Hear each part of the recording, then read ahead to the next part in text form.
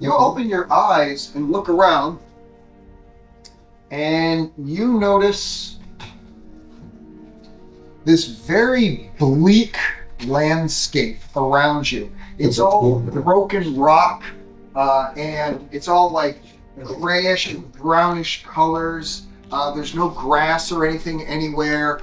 There's no sun in the sky. The sky is very dark and overcast, and you really can't see a horizon. There just seems to be like a vague wall of fog in a 360 all around you, several hundred yards out in any given direction. And you have no memory of how you got here or why you're here or what's going on. And then you hear sounds from behind you in the other direction. You hear sounds of voices of like long wailing screams of either fear or agony that just kind of trail off and kind of pitiful whimper. And as you're looking around, at first you don't see anything, and then kind of coming out through the fog and stuff, you see some people walking around, but you notice that they're like translucent. Some of them are actually just floating up above on some of the rocks that are just levitating up above. They're just floating around. There's just a number of people. Some of them are men, some of them are women, some of them are children, some of them are old folks or whatever, but they all have kind of a translucent look. You can sort of see right through them. And as one of them walks by and you look at them, their eyes are totally unfocused, like they don't even see you, like they're lost in some memory or some thought. And even when you try and like wave or talk to them or anything, they just kind of don't pay any attention to you and walk by.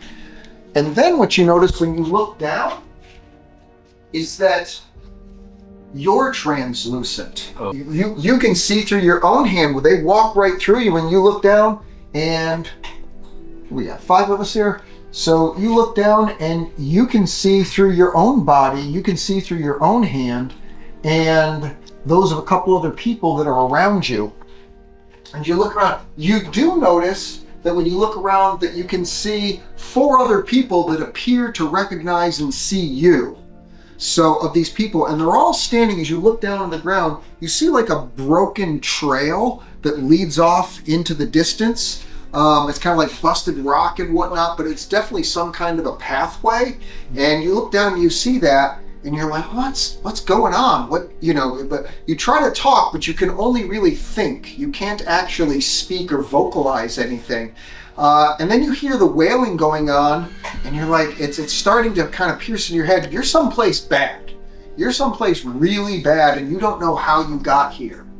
And then even worse, off as a distance, as you follow the trail with your eyes, you look off into the distance, the mist and the fog starts to clear, and you see this giant black castle. And it's both terrifying and glorious at the same time. It just looks like it's a center of power. And just looking at it, you kind of dread it. You like, whatever it is, I don't want to go there, because whatever this is, which is not great, it would be better than going there. The moment that you start thinking that, all of a sudden you start being drawn towards it. And as you're looking around, at first you don't see anything, and then kind of coming out through the fog, you see these people are ghostly apparitions around you. You see that you're a ghostly apparition. There's this huge castle that you see. It's a black castle. It's a magnificent minarets and whatnot, but it's got this source of power, and it's terrifying. And you realize you're dead. You're in the underworld, and you died. Now, you don't have any memory of your previous life, but you're aware that that's it. Somehow your life is over, and you have ended up in the realm of the dead, just wandering around listlessly without any purpose, without any real memory of what happened before. And suddenly you're being drawn towards this giant black castle, and there's nothing you can do to stop it. It's totally against your will. You're trying to prevent as best as you can, but it's just like pulling you in, pulling as fast as it possibly can. And it's almost with like preternatural speed that you go zipping this tremendous distance in a very short period of time, and bam, all of a sudden you're at the doors to this castle, and it slowly opens up and you get pulled inside. And you come into the next location. You realize that you are in Hades, the underworld. And go ahead and take your minis and coming up the steps and place them here in the throne room of Hades in the Underworld. Congratulations, you're starting your campaign off dead. Do you like it? How'd you like the campaign, guys? Was it too hard? We just skipped right to it. I didn't want to wait. I wanted to get right to the part where you were dead. Okay, so you come into this room and you look around, and the first thing your eyes are drawn to, there's this man who's got like coal black skin who's sitting on this magnificent throne, and there's like jewels and gems all over the place, and he's surrounded by put your dead minis. You're not alive yet. You're still spirit form. Oh, okay. Look at you thinking you're alive. You're still in spirit form. While we're doing that, I try to touch the person next to me. Your hands go right through the spirits that are next to you. I turn to the corner and I touch myself. Okay.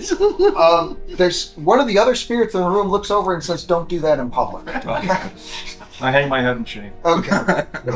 So you come into the room and you see this kind of figure with coal black skin sitting on this magnificent throne, and he is clearly where all of the power in this castle and room emanates from.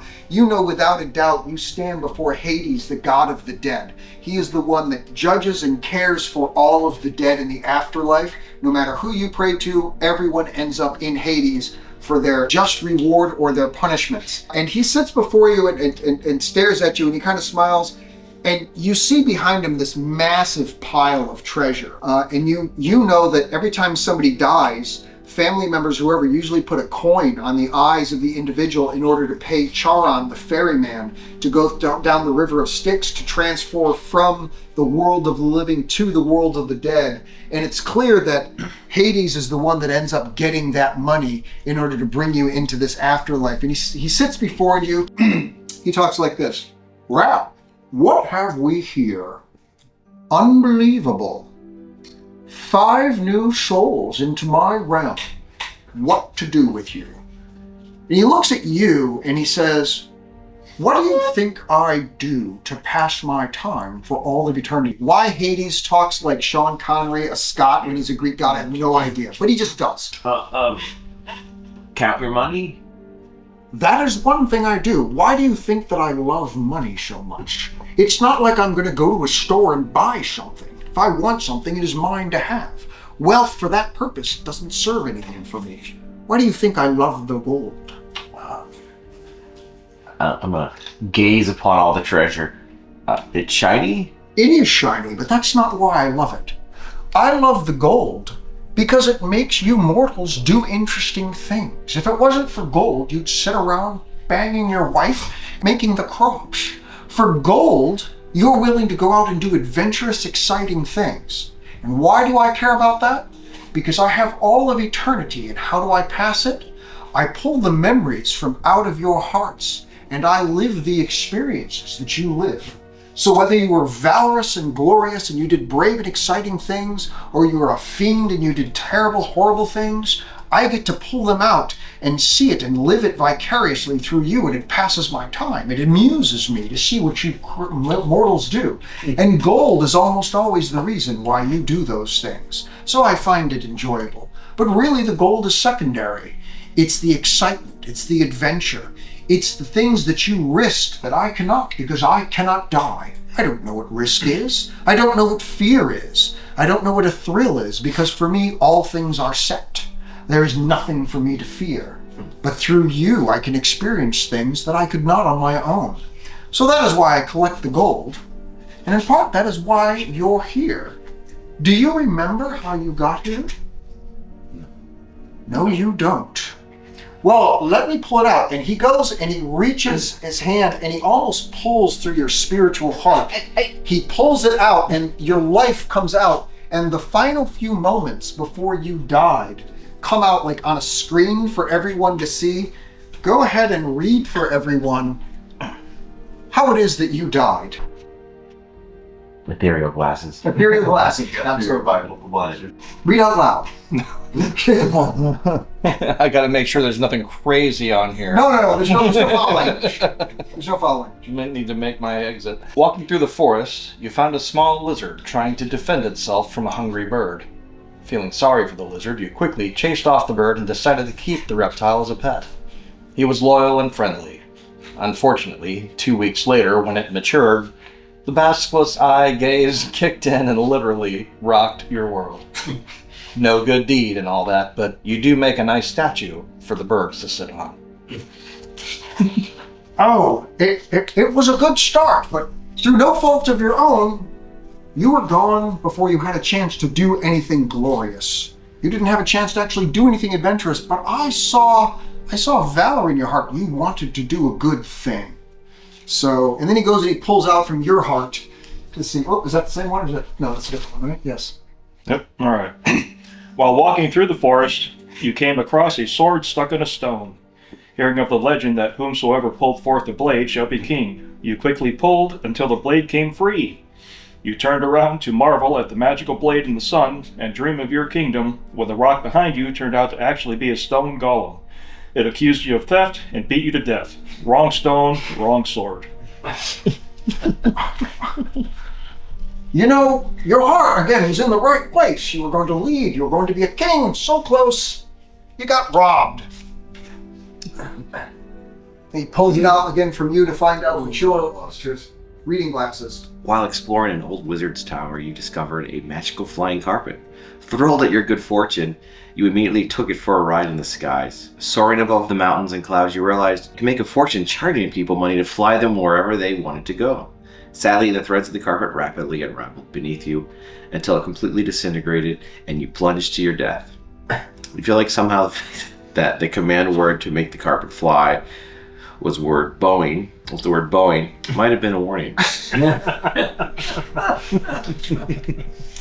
You just had fate in the palm of your hand and you were robbed, but you have the adventurous spirit. I see that. We'll try this. Would have been a whole new world. While exploring around an ancient castle ruin, you discovered a magical mirror on the wall that made you look taller, stronger, and more handsome than ever before. You couldn't help but say, "Mirror, mirror on the wall, who's the most handsome of them all?" When the image in the mirror gave a wicked smile and said, "I am," you were too stunned to move. Sadly, the evil, magical duplicate of you stepped out of the mirror of opposition, killed you, and is now living out your best life. Beauty really is only skin deep. See, you had magic right there in front of you, but it was the wrong one. And last but not least, why are you here?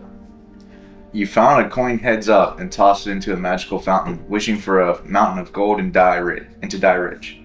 The magical fountain honored your request and materialized the mountain of gold directly above you, where it immediately crushed you to death. Both wishes granted. Wording is very important in this life. You need to be careful about what you do. But again, you had ambition, and I can appreciate that. So all of you have the spirit that I'm looking for. You want to engage in adventure, but you were just robbed. So I have a choice for you. Why don't you come follow me? I want to show you something. And he beckons you, and you kind of don't have any choice whatsoever. You follow along, and you go into the next area. He goes through this portcullis here, it rises up, and he goes into this other area. And you come into this room where you see Cerberus, the great three-headed dog that guards, actually guards the gates to the Underworld. And he pulls you in there, and Cerberus kind of looks, and he's got three heads, and one head is constantly looking at Hades. The other one is looking at the gateway itself to the Underdark, making sure that nobody's coming in. And the last one is kind of glaring at all of you like you look very yummy and what he wants to do with, what he was going to do with you. But he's very obedient and he's sitting there waiting, but he definitely looks ferocious. And Hades says, "I have a bargain for you. You could stay here and you could just wander around listlessly if you have for all of eternity. And if you do that, you don't risk going to a worse place. You won't end up with the people that did horrible things, and so now they're having horrible things visited upon them for all of eternity. But you could also risk going back to the world again, becoming adventurers, and through that, you could entertain me, which adds value to me, and you could improve your station in the afterlife. You could actually be like the people that were in my court, and there was a number of people that followed around you, and they're all like very well-dressed, They all look like the heroes of old, right? They look like, Hercules and those kind of guys. People that even when you don't know their names, you just look at them and you can tell like they were the epitome of success. They were the A-listers in life that did something.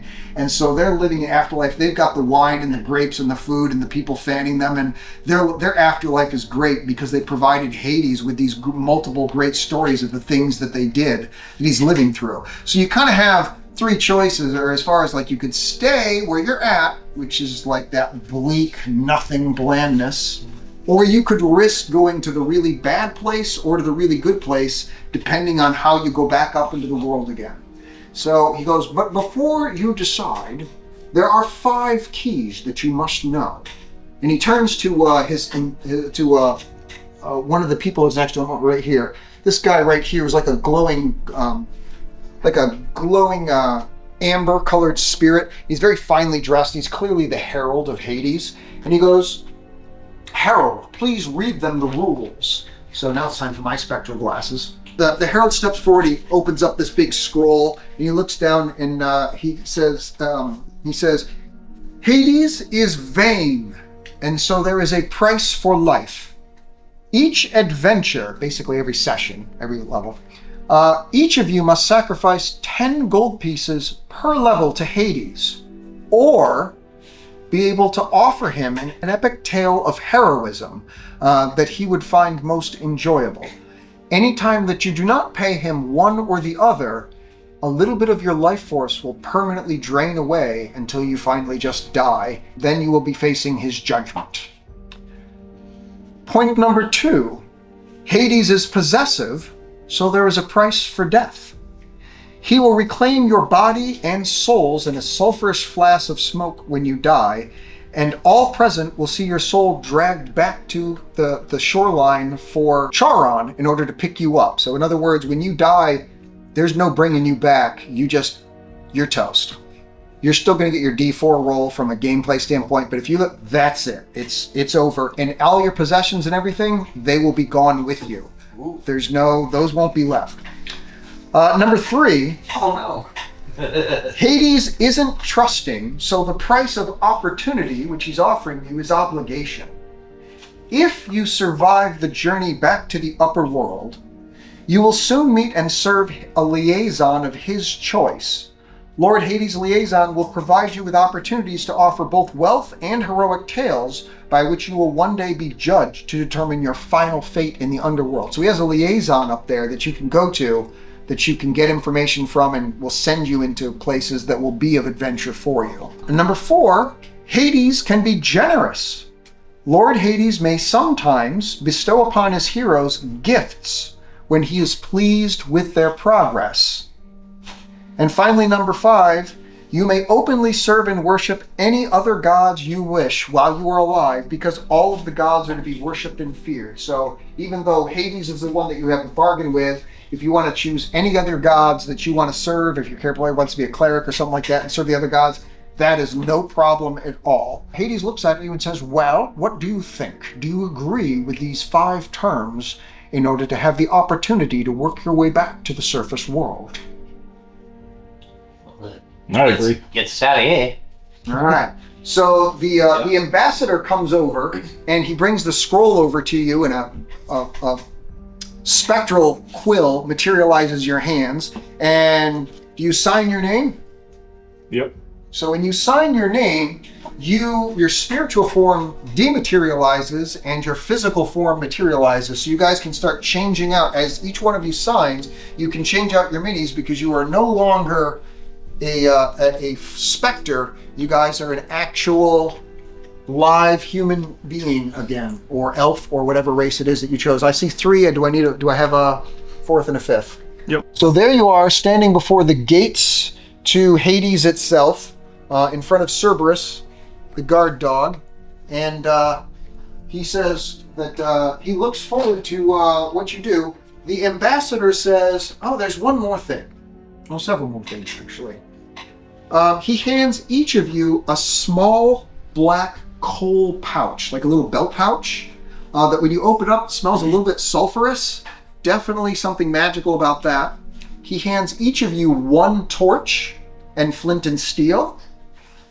And then he hands each of you 2 gold pieces, and he says, the torch is to light your way once you make it back to the land of the living, where you're on the shores of the river Styx, and you're back in the land of the living itself. Right now you're still in the land of the dead. You're going to need that torch to be able to light your way again, because in the underworld, it's a perpetual dusk. So you can always see about 30, 40 feet away. But once you get up into the actual world again, then the real world darkness and stuff is folded in. So he's giving you torches for that. He said he's giving you 2 gold pieces for when you die to be able to pay your way back, to come back to the underworld.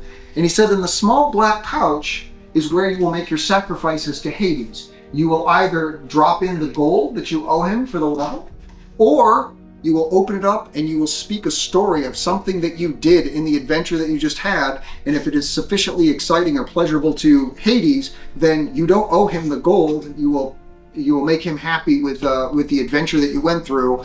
And that's really what he's looking for. So there's great incentive to kind of be risky and do great things. And he says, with that, you're on your way. And the gates to the underworld open up, and you see behind it the next thing, the Labyrinth. Did any of you guys ever see the 2010 movie, is it Wrath of the Titans? Yeah. You saw it? Mm-hmm. Okay. Do you remember when they went into the underworld, there was that insanely long labyrinth that they went through where all the walls and stuff were moving? All right. When you get in, you come into a labyrinth. This does not represent the whole size of the labyrinth. This is just going to be, pieces and places, so to speak, that you go to. When you get inside, but when you look and you see, you can just see miles and miles of labyrinth. You can see, you don't need your torches because you're still in the underworld. So you're not burning your torches yet. You don't have any weapons, you don't have any armor, you don't have any magic or anything like that. And you find yourself in there. And the thing that happens, as soon as you step in and the gates close, the last thing you hear is Hades say, have fun. And all of a sudden, just like in Wrath of the Titans, the whole thing, the walls start moving and sliding and rotating, like whole hallways just go shooting in a different direction and whatnot. The maze reconfigures itself time after time, which I can't do, but I can do this.